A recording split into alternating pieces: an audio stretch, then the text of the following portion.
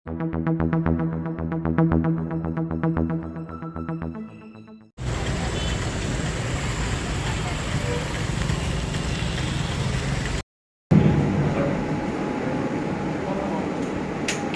దినాన మాజీ మంత్రివర్యులు అమర్నాథ్ రెడ్డి గారు కొన్ని వాక్యాలు మాట్లాడడం జరిగింది. అవి ఏమి అంటే,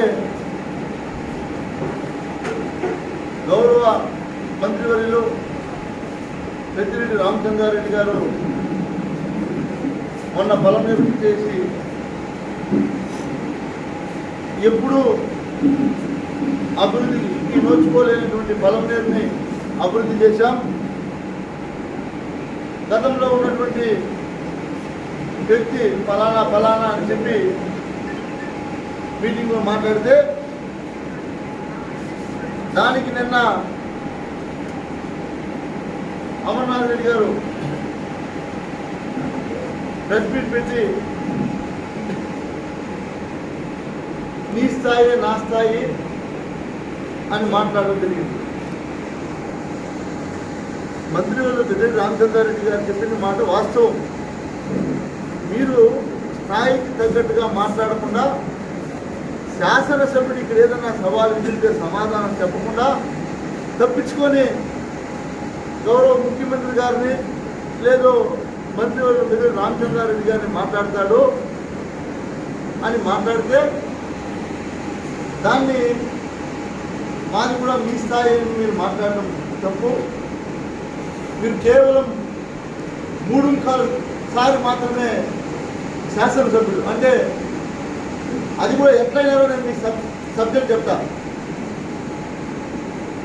96లో ఏదైతే రోజు మీరు చెప్పుకొని బతుకుతున్నారో స్వర్గీయులు రామకృష్ణారెడ్డి గారు అప్పుడు ఎన్నికల్లో ఎంపీగా పోటీ చేస్తే,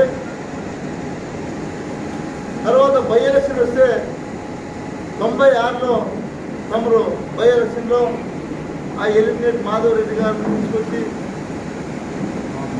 హోమ్ మినిస్టర్గా ఉన్నటువంటి సమయంలో కొన్ని జిమ్మిక్కులు చెప్పి గెలిచారు. సంతోషం.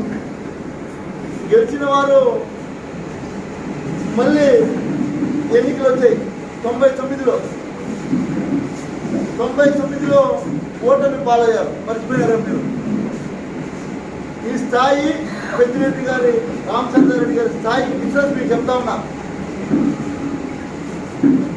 బై ఎలక్షన్లో గెలిచారు. 96 ఎన్నికల్లో పుంగనూరు నియోజకవర్గంలో ఓడిపోయారు. ఆ తర్వాత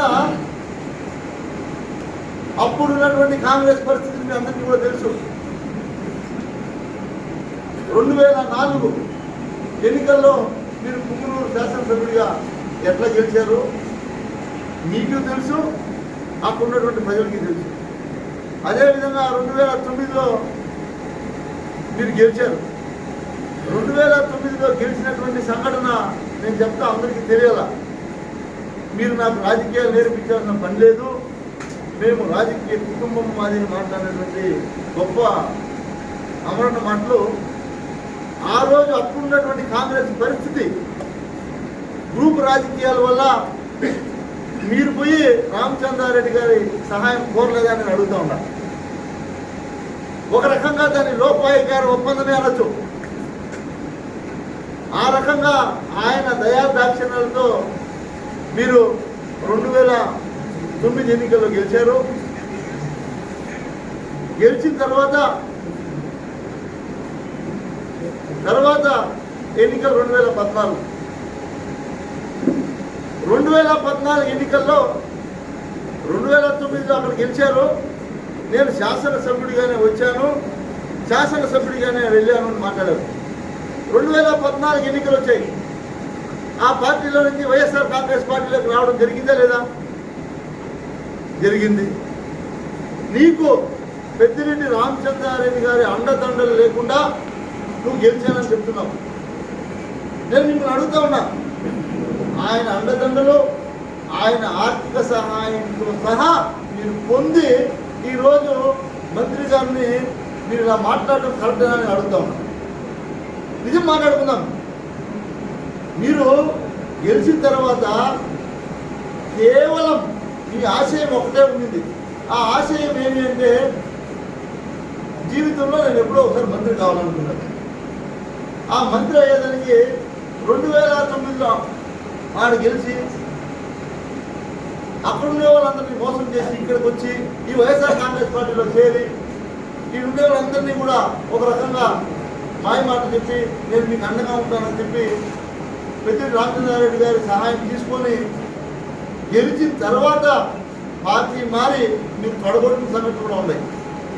అంటే అక్కడి నుంచి ఇక్కడికి వస్తే చంద్రబాబు నాయుడు దొంగ మూర్ఖుడు, నువ్వు ఇక్కడి నుంచి అక్కడికి పోతే జగన్మోహన్ రెడ్డి మూర్ఖుడు, జగన్మోహన్ రెడ్డి గారి పాలన చెత్త నాయకుడు.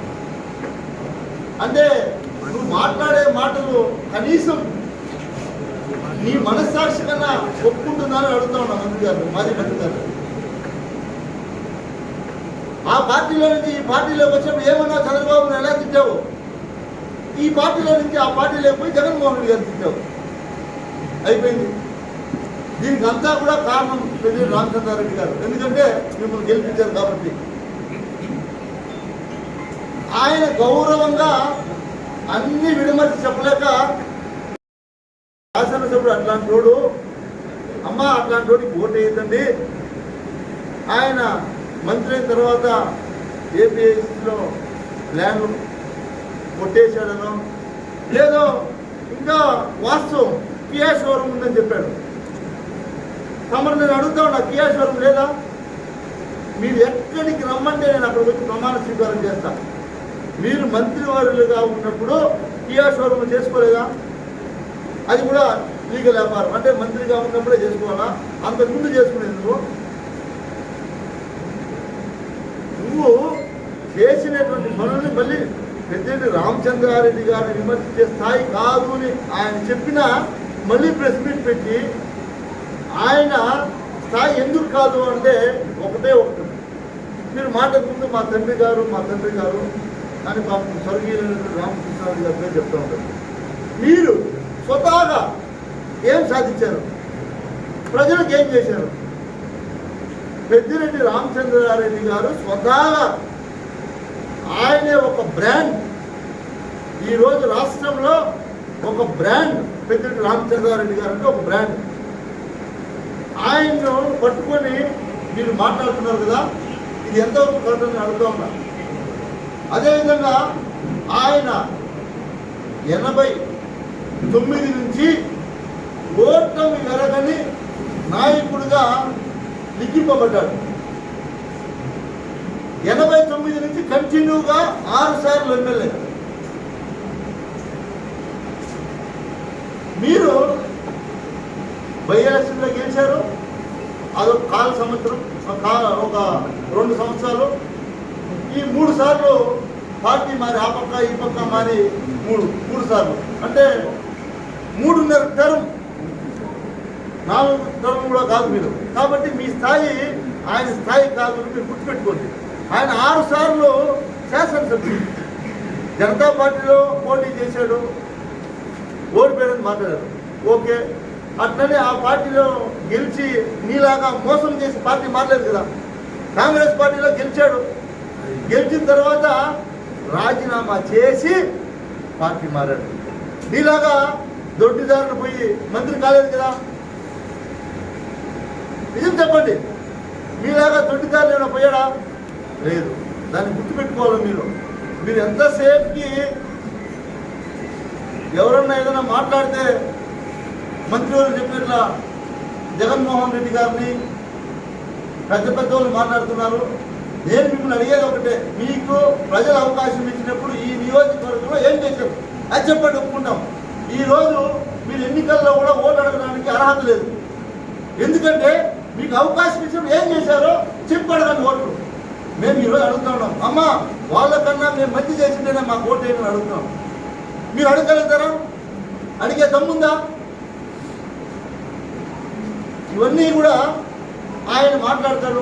జగన్మోహన్ రెడ్డి గారు ఎందుకు వైఎస్ఆర్ కాంగ్రెస్ పార్టీ పెట్టారు అంటే అది కూడా రాజీనామా చేసి ఆయన వాళ్ళ తల్లి గారు ఇద్దరు పార్టీ పెట్టిన తర్వాత వాళ్ళు పోటీ చేసి గెలిచి కూడా చూపించారా లేదా? 5.5 లక్షల మెజార్టీ ఈ రాష్ట్రంలో ఎవరికైనా వచ్చిందా? ఇంక వస్తుందా? ఏదో ఒకటి మాట్లాడాలని చెప్పి మాట్లాడటం తప్పు అని చెప్తా ఉన్నాను. అవునన్నా, దయచేసి మీకు ఒకటే తెలియజేస్తా ఉన్నా, ఏదైతే మీరు మాట్లాడినటువంటి మాటలు మేమందరూ కూడా ఖండిస్తున్నాం. మీరు గౌరవ మంత్రి పెద్దిరెడ్డి రామచంద్రారెడ్డి గారి స్థాయి మా స్థాయి ఒకటే అని మాత్రం భ్రమ, అది కల్లో కూడా అనుకోవద్దండి. ఎందుకు చెప్తున్నామంటే మీలాగా అమ్ముడుపోయినటువంటి వ్యక్తి కాదు ఆయన. కేవలం ప్రజలు నాయకులు ఎవరైతే నమ్ముకున్నారో వాళ్ళ కోసం నిరంతరం కృషి చేసిన వ్యక్తి ఈరోజు ఎవరైనా ఉన్నారు ఈ జిల్లాలో అంటే అది పెద్దిరెడ్డి రామచంద్రారెడ్డి గారికి మాత్రమే దక్కుతుందని తెలియజేస్తున్నాం. కాబట్టి మీరు దయచేసి ఇంకనైనా మీ స్థాయి తెలుసుకోండి. స్థాయిని బట్టి మీరు మాట్లాడితే బాగుంటుందని తెలియజేసుకుంటూ మీ అందరికీ కూడా